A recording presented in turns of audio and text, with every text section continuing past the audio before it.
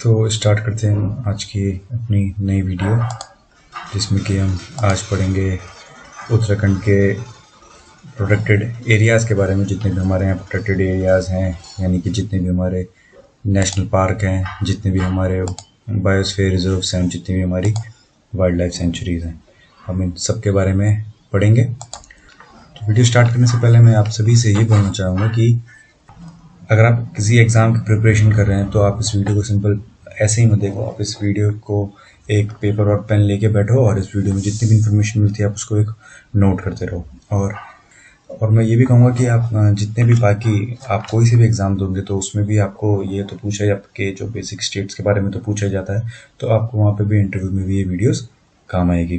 तो बाकी जितने भी लोग एग्ज़ाम पर्सपेक्टिव से देख रहे हैं वो बिल्कुल पेपर और पेन लेके बैठें और इस वीडियो में जितने भी फैक्ट्स होंगे उसको नोट करते रहें। और जितने भी लोग इसको एग्ज़ाम पर्सपेक्टिव से देख रहे हैं उनको मैं ये भी कहना चाहूँगा कि इस वीडियो के डिस्क्रिप्शन में एक टेलीग्राम ग्रुप है, उसका लिंक दिया है।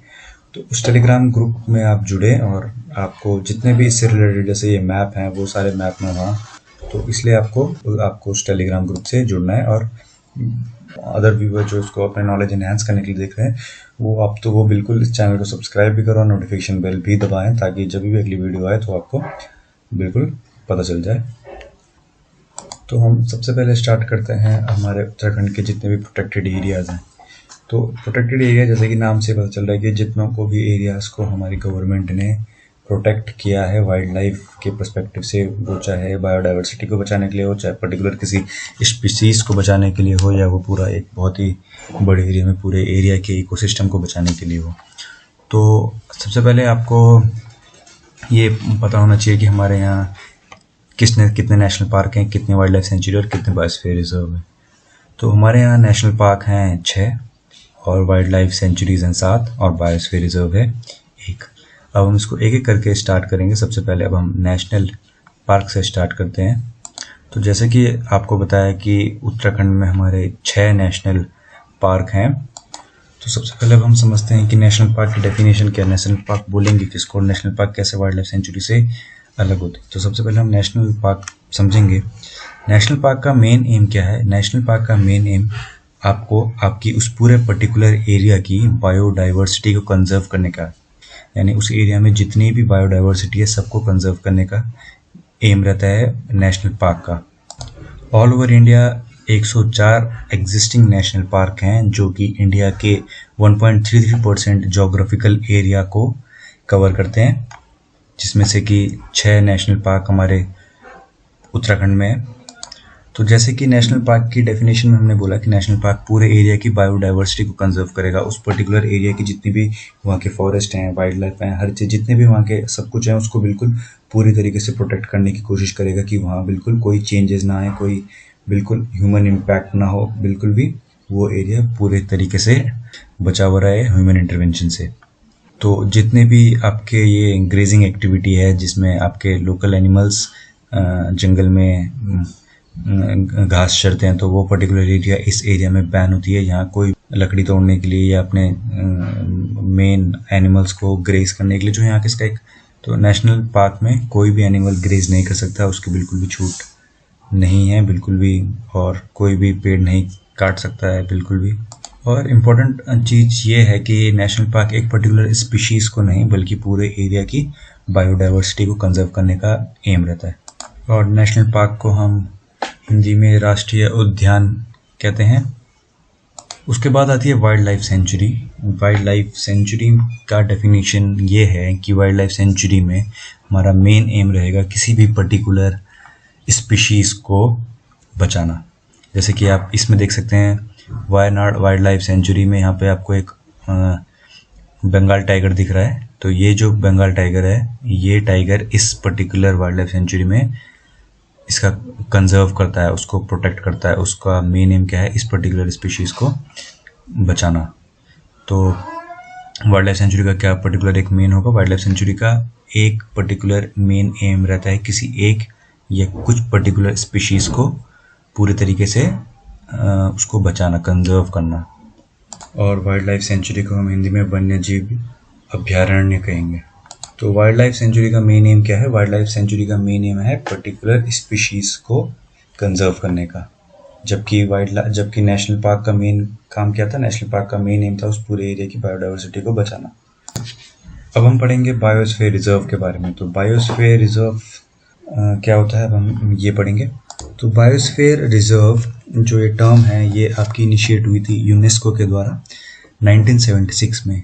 तो इस बायोस्फीयर का मेन एम क्या है, पूरे एरिया के लैंडस्केप, इकोसिस्टम, स्पीशीज बहुत बड़े लेवल पे, एक छोटे लेवल पे नहीं, बहुत बड़े लेवल पे सेव करना है। यानी जो बायोस्फीयर रिजर्व होगा वो बहुत ही बड़ा होगा एरिया वाइज। तो क्राइटेरिया क्या है किसी भी एरिया को बायोस्फीयर रिजर्व में कन्वर्ट करने के? तो कुछ क्राइटेरियाज हैं, जैसे कि वो पर्टिकुलर एरिया मिनिमली डिस्टर्ब्ड होना चाहिए, वहाँ पे ह्यूमन का इंटरवेंशन बहुत ही कम होना चाहिए, और उस पर्टिकुलर एरिया में आपकी कुछ इंडेंजर्ड स्पीशीज़ भी होने चाहिए, ताकि जिनको हम प्रोटेक्ट कर पाए, मतलब वो पर्टिकुलर एरिया में इंडेंजर्ड स्पीशीज़ भी होने चाहिए। तो ये कुछ रीजंस हैं किसी भी पर्टिकुलर एरिया को बायोस्फीयर रिजर्व में बोलने के। इंडिया में 18 बायोस्फीयर रिजर्व है, और जिसमें से कि एक बायोस्फीयर रिजर्व हमारे उत्तराखंड में है।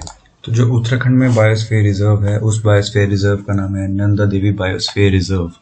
तो ये आप मैप में देख सकते हो कि बायोस्फीयर रिजर्व कहाँ पे है। तो बायोस्फीयर रिजर्व आपका चमोली एरिया में, कुछ पार्ट आपका पिथौरागढ़ और कुछ पार्ट आपका बागेश्वर में लाया करता है। तो अब हम स्टार्ट करते हैं अपने नेशनल पार्क्स के बारे में। नेशनल पार्क को समझेंगे, इन सारे नेशनल पार्क को जानेंगे, इनमें क्या। आप ये नोट करो कि जिस ऑर्डर में मैं इन नेशनल पार्क के नाम बोलूँगा एक एक करके, तो सबसे पहले मैं जिसका नाम बोलूँगा वो सबसे पुराना है। जैसे कि मैं सबसे पहले जिम कॉर्बेट से स्टार्ट करूँगा, जो कि सबसे पुराना है, और लास्ट में हम सब पढ़ेंगे गंगोत्री नेशनल पार्क के बारे में, जो कि इन नेशनल पार्क में सबसे नया है या सबसे अभी लेटेस्ट बना है।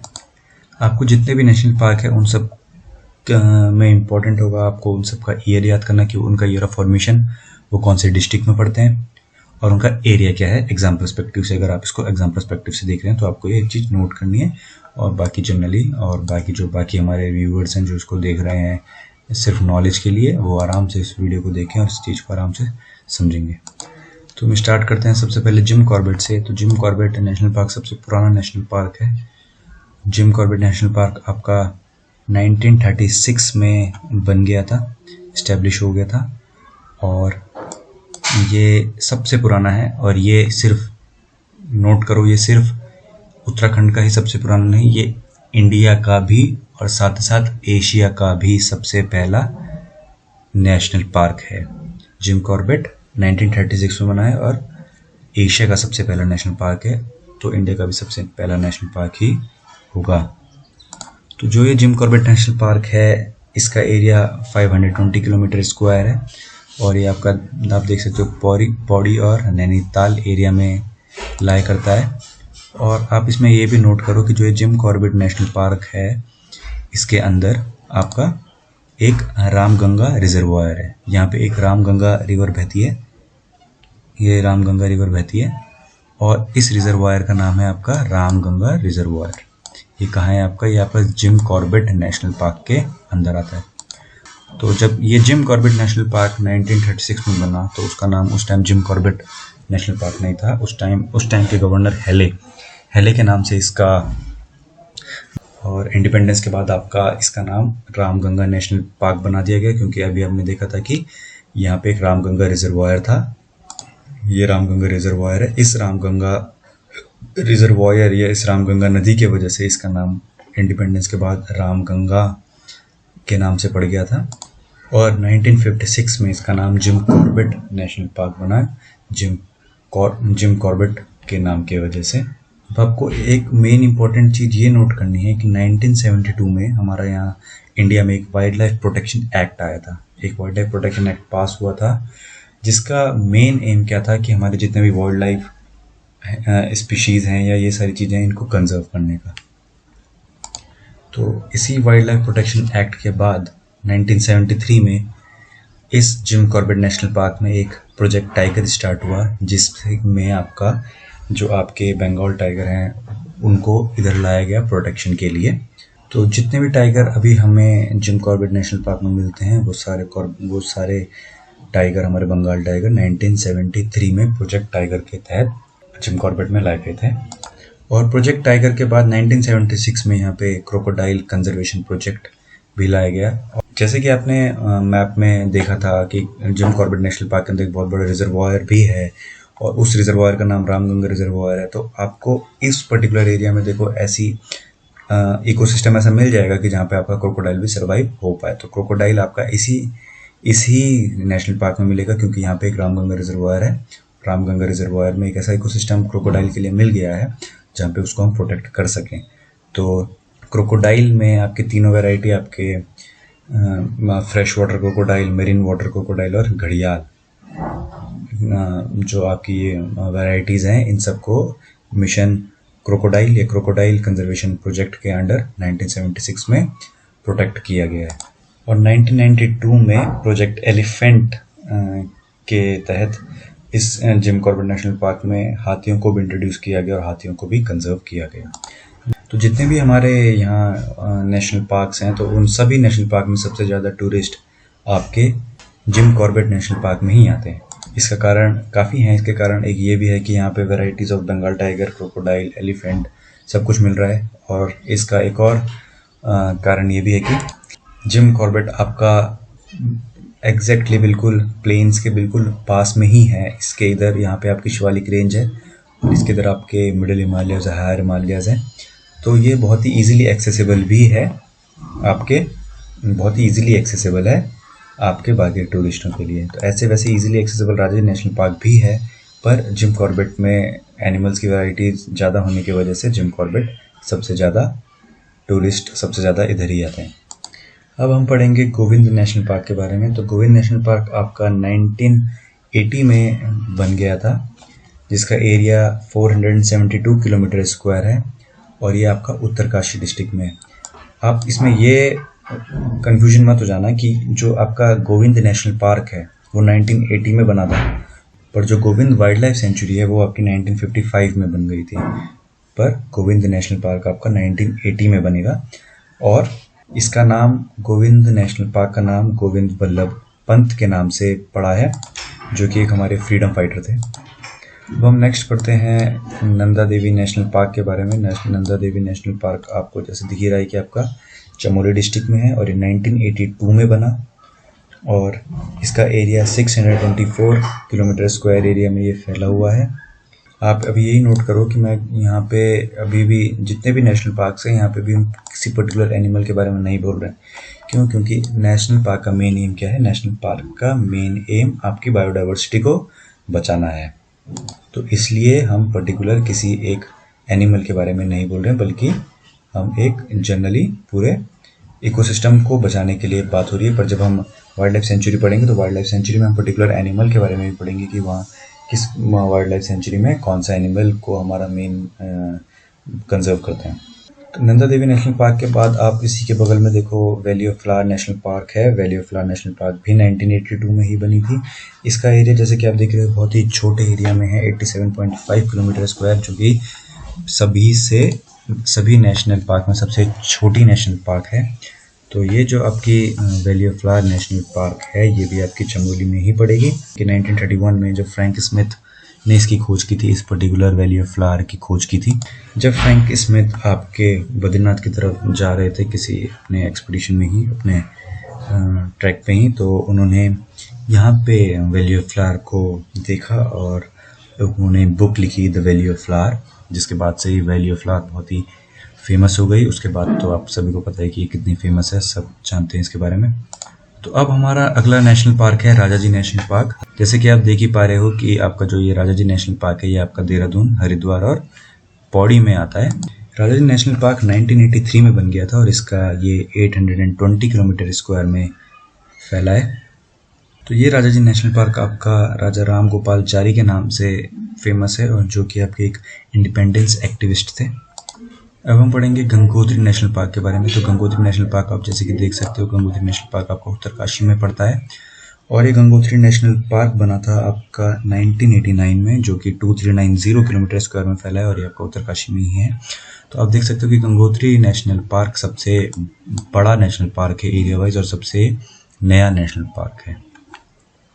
तो आप यहाँ पे ये इम्पोर्टेंट चीज़ नोट करो कि सबसे बड़ा नेशनल पार्क आपका गंगोत्री नेशनल पार्क है और सबसे छोटा नेशनल पार्क आपका valley of flower national park है। Valley of flower national park आपका चमोली में है और गंगोत्री नेशनल पार्क आपका उत्तरकाशी में है। और सबसे ज़्यादा विजिटर आपके जिम कॉर्बेट में ही आते हैं। तो हम जैसे कि वाइल्ड लाइफ सेंचुरी को हम स्टार्ट करेंगे, तो वाइल्ड लाइफ सेंचुरी को स्टार्ट करने से पहले आपको कुछ टर्मिनोलॉजी पता होनी चाहिए, जैसे कि एंडेंजर्ड स्पीशीज़ किसको कहते हैं और वल्नरेबल स्पीशीज़ किसको कहते हैं। तो एंडेंजर्ड स्पीशीज़ आपकी वो स्पीशीज़ हैं जो ये कंडीशन फॉलो करेगी, इन दोनों में से एक भी। पहली कंडीशन है एंडेंजर्ड स्पीशीज़ की, या तो उसकी पॉपुलेशन, उस पर्टिकुलर एनिमल स्पीशीज़ की पॉपुलेशन पिछले 10 साल में 70% से ज़्यादा रिड्यूस हो गई हो, या उसके जो पॉपुलेशन साइज़ हो वो सिर्फ 250 मैच्योर इंडिविजुअल की ही रह गई हो, ये 250 से सिर्फ 250 के आसपास ही रह गई हो, तो हम उसको एंडेंजर्ड स्पीशीज़ के अंदर क्या बोलेंगे। और दूसरी स्पीशीज़ है वल्नरेबल स्पीशीज़। तो वल्नरेबल स्पीशीज़ आपकी वो स्पीशीज़ हैं जिनकी पिछले 10 साल में पॉपुलेशन या तो 50% से कम हो गई हो, या जिसकी पॉपुलेशन साइज़ अभी 10,000 के आसपास हो। दोनों में से कोई भी एक पर्टिकुलर कंडीशन अगर कोई भी स्पीशीज़ फुलफ़िल करेगी तो वो वल्नरेबल या एंडेंजर्ड स्पीशीज़ कहलाई जाएगी। तो इसमें भी हम स्टार्ट ऑर्डर वही रहेगा। सबसे पहले हम जिस वाइल्ड लाइफ सेंचुरी को पढ़ेंगे वो सबसे पुरानी वाइल्ड लाइफ सेंचुरी होगी, और सबसे लास्ट में हम जिस वाइल्ड लाइफ सेंचुरी को पढ़ेंगे वो वाइल्ड लाइफ सबसे नई होगी। तो सबसे पहले हम स्टार्ट करते हैं गोविंद वाइल्ड लाइफ सेंचुरी आपकी 1955 में बनी है और इसका एरिया 485 किलोमीटर स्क्वायर में है, और ये आपको दिख ही रहा है कि कहाँ पे स्थित है, ये आपकी उत्तरकाशी में है। अब इम्पॉर्टेंट चीज़ ये है कि इस particular Govind wild life century में कौन सा एनिमल को कंसिडर करती है, किसको ये मेनली एम करती है। तो जो आपकी ये गोविंद वाइल्ड लाइफ सेंचुरी है ये आपकी स्नो लेपर्ड को प्रोटेक्ट करेगी, और जो आपकी स्नो लेपर्ड है आपका एक वल्नरेबल स्पीशीज़ है, यानी इसकी पॉपुलेशन पिछले 10 साल में 50% से रिड्यूस हुई है। तो स्नो लेपर्ड का मेनली हैबिटेट आपका ग्लेशियर है, ये आपके ग्लेशियर वाले एरियाज़ में पाई जाती है, और ये आपके टिम्बरलाइन के ऊपर, यानी जहाँ पे आपके पेड़ पौधे नहीं होते हैं उस पर्टिकुलर एरिया के ऊपर जो आपके वीरान एरिया होते हैं, माउंटेन के हायर हिमालयाज़ में ये ग्लेशियर, और ऊपर ट्रांस हिमालयाज़ में ऐसे पर्टिकुलर एरियाज़ मिलते हैं जहाँ जो ज़्यादा हाइट, जो ऐसी हाइट में है जहाँ पे आपके प्लांट्स वगैरह नहीं उग पाते, तो उस पर्टिकुलर एरियाज़ में आपके ये स्नो लेपर्ड मिलते हैं। तो ये ऐसे एरिया में रहता है स्नो लेपर्ड जहाँ पे आपके ग्लेशियर हों और फॉरेस्ट नहीं हो, और इसको घोस्ट कैट भी बोलते हैं क्योंकि ये हाई एल्टीट्यूड में रहता है। तो ये जितने भी नीचे से हलचल हो रही है उन सबको ये आराम से देख सकता है, और पर इसको कोई नहीं देख पाएगा क्योंकि इसकी पर्टिकुलर इसका टेक्सचर ऐसा है कि वो बिल्कुल भी नहीं दिख पाता पहाड़ों के बीच में। लास्ट में आपको एक फ़ोटो दिखाऊंगा जिसमें आपको मैं बल्कि टाइम दूंगा, उसमें आपको इसको पहचानना है कि ये कहाँ पे है। और बाकी स्पीशीज़ भी आपकी गोविंद वाइल्ड लाइफ सेंचुरी में पाई जाती है, जिसमें से एक है भरल, जिसको ब्लू शीप कहते हैं। असल में ना ये ब्लू कलर का है और ना ये एक शीप है, असल में ये एक गोट की वैरायटी है।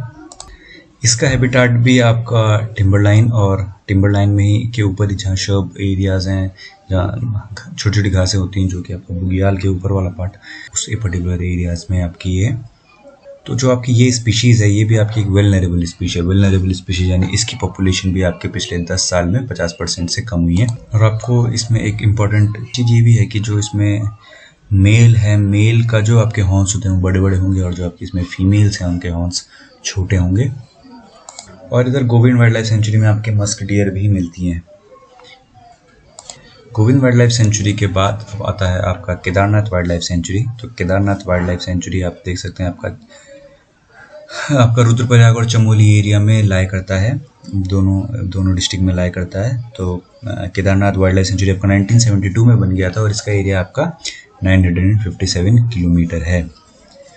तो ये मेनली आपकी मस्क डियर को प्रोटेक्ट करती है। और आपको पता होना चाहिए मस्क डियर हमारे स्टेट का राजकीय एनिमल है। और ये भी नोट करो कि मस्क डियर आपका एक इंडेंजर्ड स्पीशीज़ है। इंडेंजर्ड स्पीशीज़ यानी इसकी पॉपुलेशन पिछले 10 साल में मोर देन 70% रिड्यूस हुई है। जी हम ऐसे भी कह सकते हैं कि इसकी पॉपुलेशन अब करंटली सिर्फ 250 ही मैच्योर एनिमल मिले हैं। मस्क डियर को आप ऐसे आइडेंटिफाई कर सकते हैं क्योंकि इसके एक अलग क्वालिटी क्या है। एक तो इसके दांत ही बहुत ही बड़े बड़े हैं, जो इसके कैनाइन्स है वो बहुत ही बड़े बड़े हैं, और इसके पास एक मस्क ग्लैंड होता है जिससे कि खुशबू आती है, और इसी खुशबू की वजह से यानी इसी मस्क ग्लैंड की वजह से ये जानवर इंडेंजर्ड भी है। मैक्सिमम आपके बाकी जितने भी इंडेंजर्ड स्पीशीज़ है, बाकी जितने भी स्पीशीज़ हैं वो किसी और कारण के इंडेंजर्ड है, जैसे कि उनके इकोलॉजी में, उनके जो आसपास का जो नेचर है उसमें चेंजेस आ रहे हैं, उनके इकोलॉजिकल इम्बैलेंस की वजह से चेंजेस आ रहे हैं। पर जो ये आपका मस्क डियर है, इसका मेन कॉज हम इंसान ही हैं, प्लस इकोलॉजिकल भी होगा, प्लस हम इसके बहुत बड़े दुश्मन हैं। ये हमें बिल्कुल अपना दुश्मन मानता है, क्योंकि हम इसको इसके मस्क ग्लैंड के लिए, जो कि आपके परफ्यूम वगैरह और मेडिसिन बनाने के काम आता है, तो ये स्पीशीज़ इसलिए इंडेंजर्ड है क्योंकि इस पर्टिकुलर स्पीशीज़ के नाभि में एक ग्लैंड होता है, मस्क ग्लैंड, जिससे इसका नाम पड़ा है मस्क डियर। तो ये मस्क डियर का जो मस्क ग्लैंड है, ये मेनली आपके सिर्फ मेल में ही पाया जाएगा, और जो है आपका मस्क ग्लैंड है जिससे खुशबू आती है, तो ये बहुत ही एक मेडिसिन के तौर पे भी और परफ्यूम वगैरह बनाने के काम में भी आता है, जिस वजह से ये पर्टिकुलर एनिमल थ्रेटेंड है। और तो इन्हीं क्वालिटीज़ की वजह से ये एनिमल आपका इंडेंजर्ड स्पीशीज़ में आ चुका है, क्योंकि लोग इसको हंट करते हैं इन्हीं चीज़ों के कारण, क्योंकि और ये बहुत ही मिलियन डॉलर एनिमल भी इसको बोला जाता है, क्योंकि ये बहुत ही महंगा बिकता है। तो इसकी आइडेंटिफिकेशन क्या है? इसके बड़े बड़े दांत, इसके बड़े बड़े कान, मेल में खुशबू। केदारनाथ वाइल्ड लाइफ सेंचुरी में आपका स्नो लेपर्ड भी मिलेगा, पियर भी मिलेगा, और सिंपल आपका लेपर्ड भी मिलेगा। अब हम पढ़ेंगे एस्कोट वाइल्ड लाइफ के बारे में, वाइल्ड लाइफ सेंचुरी के बारे में, जो कि आपका पिथौरागढ़ डिस्ट्रिक्ट में है। ये वाइल्ड लाइफ सेंचुरी आपका 1986 में बनी थी, और इसका एरिया 600 किलोमीटर स्क्वायर के आसपास है। इस पर्टिकुलर पिथौरागढ़ में भी आपका यही मस्क डियर ही मेन स्पीशीज़ है, इसी को ही यहाँ बचाया जाता है, और यहाँ भी आपके बेयर, स्नो लेपर्ड और लेपर्ड वगैरह मिलते हैं। इसके बाद अब हम पढ़ेंगे सोना नदी वाइल्ड लाइफ सेंचुरी के बारे में। आप सोना नदी वाइल्ड लाइफ सेंचुरी देख सकते हो कि आपके पौड़ी गढ़वाल में है, और आप ये बता सकते हो कि यहाँ पे कौन सी नेशनल पार्क था। तो यहाँ पे आपका कौन सा नेशनल पार्क था, ज़रा सोचो। यहाँ पे पौड़ी गढ़वाल में आपका एक नेशनल पार्क था, जिसमें आपका सेटेलाइट इमेज जब हम देख रहे थे तो उस पर्टिकुलर एरिया में बिल्कुल जिम कॉर्बेट। सोना नदी वाइल्ड लाइफ सेंचुरी में आपका कौन सा पर्टिकुलर एनिमल को कंजर्व करेंगे? यहाँ बंगाल टाइगर को कंजर्व करेंगे। ये सोना नदी वाइल्ड लाइफ सेंचुरी आपका 1987 में बनी थी, आपका 301 किलोमीटर स्क्वायर में फैली है। तो इसका मेन एम क्या है? आपके बंगाल टाइगर को रिजर्व करना। ये हमारा बंगाल टाइगर है, और ये बंगाल टाइगर में देखो डिफरेंट है आपके, हमारे जो जनरली हमारे यहाँ लेपर्ड पाया जाता है उससे ये डिफरेंट है। अब हम देखेंगे चलो कि वाइल्ड हमारा जो यहाँ पे तेंदुआ मिलता है, जो हमारे यहाँ पे लेपर्ड मिलता है, वो कैसा होता है और वो इससे कैसे डिफर है। तो हमारे यहाँ जितने भी लेपर्ड मिलते हैं वो इस पर्टिकुलर टेक्सचर के मिलते हैं। हमारे जितने भी पहाड़ों में जितने भी ये लेपर्ड मिलते हैं वो इस तरीके के, ना कि बंगाल टाइगर। हम जितने भी गाँव में, जितने भी लोगों के यहाँ गाँव में बोला जाता है कि भाई इधर लेपर्ड आया है या इधर ही आया, तो ये लेपर्ड है, वहाँ बंगाल टाइगर नहीं है। क्योंकि बंगाल टाइगर यहाँ का एक एलियन स्पीशीज़ है, जो यहाँ की स्पीशीज़ नहीं है, जो कि बंगाल की स्पीशीज़ है, वहाँ से उसको इधर लाया गया है। और जो हमारा ये लेपर्ड है, ये हमारी यहीं की स्पीशीज़ है, हमारे यहीं आपका यहीं का ही है। देखो इस फोटो से हम ये देख सकते हैं कि आपके जो शिव जी यहाँ पे दिखाया गया है, तो आपको पता ही है कि जितने भी माइथोलॉजिकल हमारे गॉड हैं उन सब की एक भगवान है, हमारे जितने भी हैं उन सबको हमारा ये देवभूमि उत्तराखंड कहलाई जाती है, क्योंकि जितने भी भगवान थे वो सारे आपके इसी पर्टिकुलर एरिया में ही ओरिजिनेट, या मेन उनका मेन लैंड यही था। सारा आपका मेन लैंड उनका उत्तराखंड के ही एरिया के आसपास, क्योंकि यहाँ देखो आपके कितना सारे मंदिर हैं। तो यहाँ पे आप इस फोटो में भी देख सकते हो, देखो उन्होंने पीछे पहाड़ बनाए हैं, यानी ये उत्तराखंड को सिग्निफाई कर रहा है। आपकी नदियाँ, यानी ये पर्टिकुलरली आप ये मान लो कि जितने भी आपके वीरभद्र टेम्पल है और आपके जितने भी टेम्पल है, केदारनाथ मंदिर है, वो सारे आपके उत्तराखंड में ही है।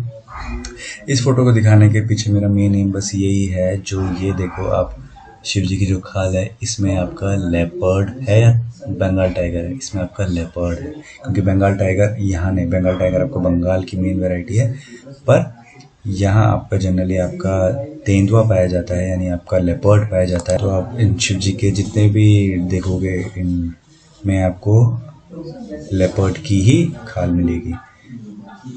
इम्पोर्टेंट चीज़ ये नोटिस करनी भी है यहाँ पे कि ये हमारे आर्टिस्ट लोगों की वजह से है या क्या है, इतनी खतरन मतलब इतना उस चीज़ को देखो आप कि पर्टिकुलर एरिया उन्होंने आपका इसमें बंगाल टाइगर को भी इंडिकेट कर सकते थे सिर्फ, क्योंकि वो भी एक बहुत ही कॉमन है, पर उन्होंने कितने प्रिसाइजली इसमें सिर्फ हमारे यहाँ के लेपर्ड हैं उसको कैसे उससे एसोसिएट किया है। और पीछे देखो आप, पीछे आपके पूरे माउंटेनियस ही दिख रहे हैं, तो कितने अच्छे तरीके से आप ये कह सकते हो कि आर्टिस्ट और हमारा जो भी हमारा कल्चर है, जो भी हमारी सारी चीज़ें हैं, वो कितनी एक अलग तरीके से भी एक ये भी पर्सपेक्टिव है।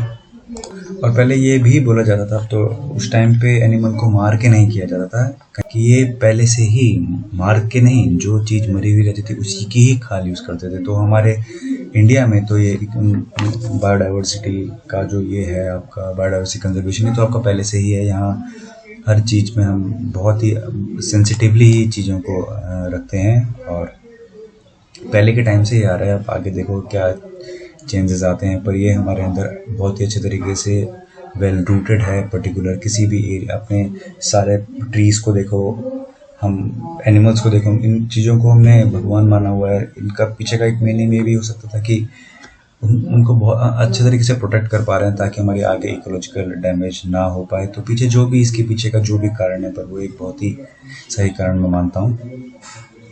तो चलो, अब शिव जी के बाद यानी समदूरी वाइल्ड लाइफ से हम स्टार्ट हुए थे, यहाँ से हमारा बंगाल टाइगर आया था, और यहाँ से अब हम अगला पढ़ेंगे शिव जी को पीछे छोड़ते हुए। अब हम नेक्स्ट वाइल्ड लाइफ सेंचुरी पढ़ेंगे जो कि है Binsar wild life sanctuary. Binsar wild life sanctuary आपको देखो अल्मोड़ा के में मिलेगी। बिनसौर वाइल्ड लाइफ सेंचुरी आपकी 1988 में बन गई थी। इसका एरिया 47 किलोमीटर स्क्वायर है। इसमें ये आपकी ऐसी वाइल्ड लाइफ सेंचुरी है जो एनिमल को नहीं बल्कि एक प्लांट को यानी एक ट्री को कंजर्व करने का इसका मेन एम वो भी है।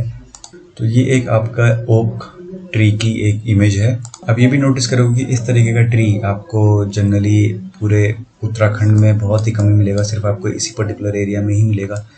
तो इसके पीछे का रीज़न ये हो सकता है कि ये पर्टिकुलर एरिया यहाँ, ये पर्टिकुलर पेड़ यहाँ का हो ही ना, ये तो सिर्फ ये किसी बाहर से किसी पर्टिकुलर जब यहाँ पे जैसे अंग्रेज आए थे तो उन्होंने ही यहाँ पे ये लाया होगा और इसको एक अच्छे मात्रा में, एक अच्छे क्वांटिटी में इसको ग्रो किया होगा। और अभी हम इसको प्रोटेक्ट करने की सोच रहे हैं, यानी हम इसको प्रोटेक्ट करना चाह रहे हैं। तो ये पर्टिकुलर एरिया आपका फॉरेनर का है, यानी आपके इंग्लैंड वगैरह में, आपके उन पर्टिकुलर कंट्रीज़ में आपको ये वाला पेड़ मिलता है, ओक का पेड़, ओक।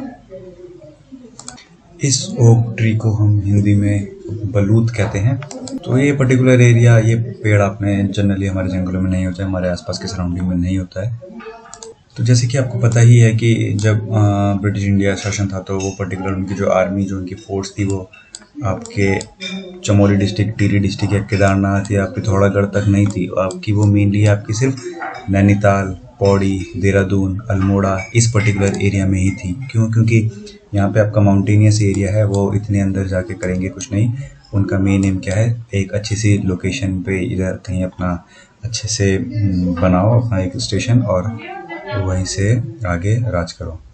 तो मेरा मानना है कि वही इस स्पीशीज़ को यहाँ लाए होंगे और इसीलिए इस पर्टिकुलर एरिया में वो इसकी हमने जो बिनसौर वाइल्ड लाइफ सेंचुरी है, इस पर्टिकुलर एरिया को हमने प्रोटेक्ट किया है मेनली ओक के ट्री के लिए। और इधर आपको इसको बर्ड वॉचिंग के लिए भी एक अच्छा वाइल्ड लाइफ सेंचुरी माना जाता है, जहाँ आप बर्ड वॉचिंग कर सकते हैं, जहाँ बहुत ही वैराइटीज़ की बर्ड्स आती हैं। अब आपका नेक्स्ट वाइल्ड लाइफ सेंचुरी है आपकी Mussoorie wild life century. Mussoorie wild life century को आपका बेनाग वाइल्ड लाइफ सेंचुरी भी कहते हैं। ये आपका 1993 में बनी थी। ये सबसे छोटी वाइल्ड लाइफ सेंचुरी है जो कि सिर्फ 11 किलोमीटर स्क्वायर में ही फैली है। आपकी आप देख सकते हैं देहरादून डिस्ट्रिक्ट के अंदर ही पड़ती है।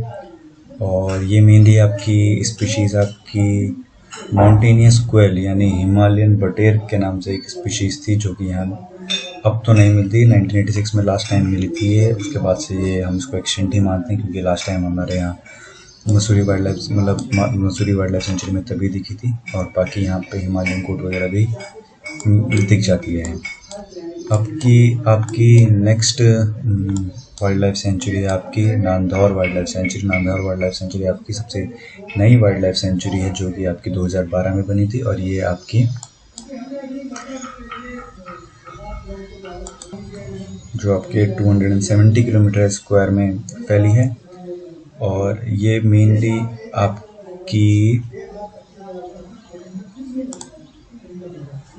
आप ये देखो, जो आपकी ये नांदौर वाइल्ड लाइफ सेंचुरी है, मेनली आपके शिवालिक, जो आपके शिवालिक यानी आपके माउंटेनियस आउटर हिमालयाज हैं, इससे बाहर है।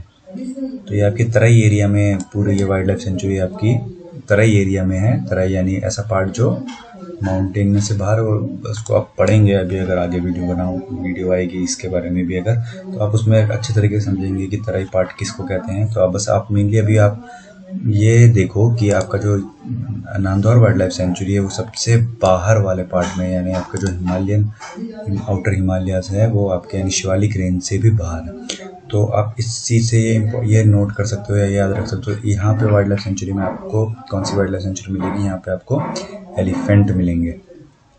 तो लास्ट में जब हम चलो अब इसको रिवाइज करते हैं एक जनरल, अब हम देखते हैं कि आपके जितने भी वाइल्ड लाइफ सेंचुरी थी तो वहाँ आपके क्या क्या मिलते थे। अगर हम सैटेलाइट इमेज लगा के देखें तो देखो आपके इधर ग्लेशियर है, तो जितने भी आपके इधर वाले ग्लेशियर हैं, इधर आपका गोविंद वाइल्ड लाइफ सेंचुरी है, तो गोविंद वाइल्ड लाइफ सेंचुरी आपका स्नो यानी ग्लेशियर के पास है, तो यहाँ पे आपका स्नो लेपर्ड मिलेगा। आपको इस पर्टिकुलर एरिया पे भी स्नो लेपर्ड भी मिलेगा, इधर भी आपको स्नो लेपर्ड मिलेगा। पर जो आपका गोविंद वाइल्ड लाइफ सेंचुरी ये आपका मेनली स्नो लेपर्ड के लिए फेमस है, और जो आपका केदारनाथ वाइल्ड लाइफ सेंचुरी है आपका मस्क डियर के लिए फेमस है, और ये भी आपका मस्क डियर के लिए फेमस है। तो इन पर्टिकुलर एरिया में आपको जो ऊपर के ये वाले पार्ट्स थे आपके, ये वाले वाइल्ड लाइफ सेंचुरीज हैं, इनमें आपको मस्क डियर और स्नो लेपर्ड मिलेंगे। जबकि आपके जो बिंसौर में आपको क्या मिलेगा, बिंसौर में आपको जो आपका ओक का पेड़ है वो आपका मेन वो है। नांदौर में आपका हाथी है, क्योंकि यहाँ पे आपका ये हिमालय सबसे नीचे है, यहाँ पे आपका आउटर हिमालय से भी बाहर है, तो इधर आपका हिमालय के बाहर आपको मिलेगा, आपको हाथी मिलेगा। और सोना नदी वाइल्ड लाइफ सेंचुरी आपका कॉर्बेट के अंदर आते हैं, तो इसलिए यहाँ पे हमारा बंगाल टाइगर मिलेगा। और मसूरी वाइल्ड लाइफ सेंचुरी में आपका एक स्पीशीज इसमें माउंटेन क्वेल, पहाड़ी हिमालयन बटेर के नाम से एक चिड़िया है, थी एक्सटिंक्ट हो चुकी है पूरी इंडिया में, उसके नाम से ये इन चीज़ों के लिए फेमस है। तो आप लास्ट में कमेंट सेक्शन में ज़रूर लिखना कि आपको वीडियोस कैसी लग रही हैं। चलो, तो जाते जाते लास्ट में ये आपको इस इमेज के साथ छोड़ जाता हूँ। इस इमेज में आपको स्नो लेपर्ड को ढूंढना है। इसको आराम से आपको टाइम देते हैं अपना 30 सेकंड में, कोशिश करो कि आप स्नो लेपर्ड को आइडेंटिफाई कर पाओ।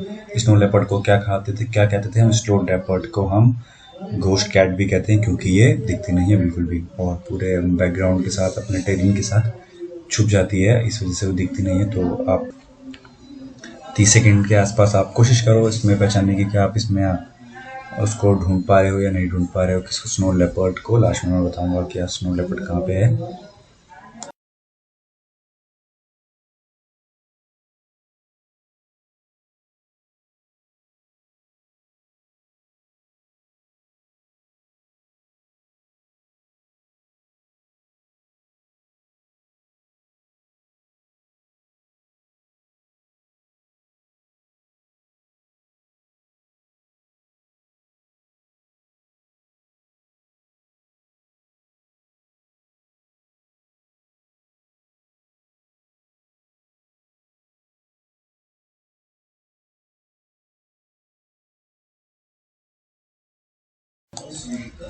तो ये आपको मैं यहाँ पे दिखाऊं कि आपको ये आपका स्नो लेपर्ड है। अगर आप इसको थोड़ा देख पाएँ, ये इसका चेहरा है, ये इसकी बॉडी है। तो कमेंट सेक्शन में लिखो अगर आप इसको ढूंढ पाए तो ठीक। तो अगर आप इसको ढूंढ पाए तो लिख दो आई वॉन, और अगर आपका स्नो लेपर्ड जीता है तो कमेंट सेक्शन में लिख दो कि द घोस्ट कैट। और आप ये भी कमेंट सेक्शन में लिख दो कि आपके आसपास की वाइल्ड लाइफ सेंचुरी कौन सी, सबसे आपके जो आसपास वाइल्ड लाइफ सेंचुरी आप किस पर्टिकुलर एरिया से हैं, और आपके आसपास वाइल्ड लाइफ सेंचुरी कौन सी है। तो मिलते हैं आपसे नेक्स्ट वीडियो में।